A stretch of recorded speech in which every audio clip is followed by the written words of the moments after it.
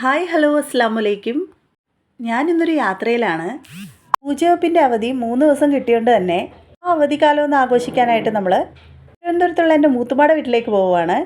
സ്കൂളിലും ട്യൂഷനും പള്ളിയിലും ഒക്കെ പോയി ആകെ ബോറടിച്ചിരിക്കുന്ന ടൈമായിരുന്നു പിള്ളേർക്ക്. ഇവിടെ വരാൻ ഭയങ്കര എക്സൈറ്റഡ് ആയിരുന്നു പിള്ളേർ.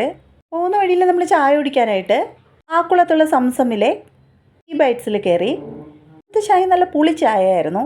ഗ്ലാസ്സിലൊക്കെ അവരുടെ നെയിം ഇങ്ങനെ മെൻഷൻ ചെയ്തിട്ടുണ്ടായിരുന്നു. ഒരുപാട് വെറൈറ്റി സ്നാക്സ് അവിടെ ഉണ്ടായിരുന്നു.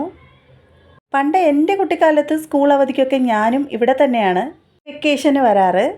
ലുലു കണ്ടതും പിള്ളേർക്ക് അവിടെ കയറണമെന്ന് പറഞ്ഞ് ഭയങ്കര ബഹളമായിരുന്നു. നമ്മളവിടെയൊന്നും കയറാനായിട്ട് നിന്നില്ല. മൂത്തുമ്മ പിള്ളേർക്ക് കുറച്ച് സ്നാക്സൊക്കെ വാങ്ങിക്കാനായിട്ട് കയറി. ഫ്രഷ് സ്നാക്സ് കിട്ടുന്നൊരു സ്ഥലമായിരുന്നു. കുറച്ച് പൊട്ടറ്റോ ചിപ്സ്, ഉള്ളിപ്പക്കാവട, പിന്നെ കുറച്ച് മുറുക്ക്, കുഴലപ്പം ഒക്കെ വാങ്ങി ഫൈനലി നമ്മൾ വീടെത്തിച്ചേർന്നിട്ടുണ്ട്.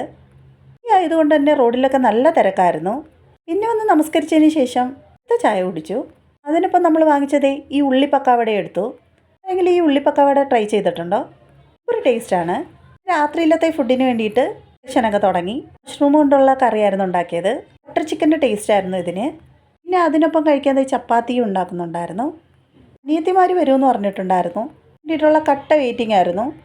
നീണ്ട കാത്തിരിപ്പിന് ശേഷം ഒരു 10 മണിയായപ്പോൾ അവരും വന്നു. ഇപ്പോഴും വെക്കേഷനൊക്കെ ഞങ്ങൾ ഒരുമിച്ച് പ്ലാൻ ചെയ്ത് ഒത്തുകൂടാറാണ് പതിവ്. അപ്പോൾ നമ്മളെ പിള്ളേരെ സെറ്റ് എല്ലാം എത്തിയിട്ടുണ്ട്. നമ്മളെ വെക്കേഷൻ മോഡ് ഓണായിരിക്കുന്നത്. പിന്നെ ഇവിടെയുള്ള നമ്മളെ പഠിക്കാനായിട്ട് എബ്രോഡാണ്. ഞങ്ങളുടെ കുഞ്ഞനിയത്തിയെ ഞാൻ വല്ലാതെ മിസ് ചെയ്യുന്നുണ്ട്. അവളും കൂടെ ഉണ്ടായിരുന്നെങ്കിൽ ഒന്നും കൂടെ പൊളിയായേനെ എല്ലാ കാര്യങ്ങളും.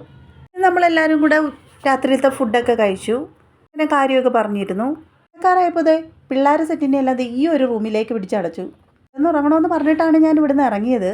ഇതിൽ നിന്ന് ഇറങ്ങരുതെന്ന് കർശനമായിട്ട് ഞാൻ പറഞ്ഞിട്ടുണ്ടായിരുന്നു. അങ്ങുന്നവരെ എല്ലാവരും ഇവിടെ കിടക്കുന്നുണ്ട്. കൂടെ ഒരുമിച്ച് ഞെരുങ്ങിയാണ് ഈ കട്ടിൽ കിടക്കുന്നത്.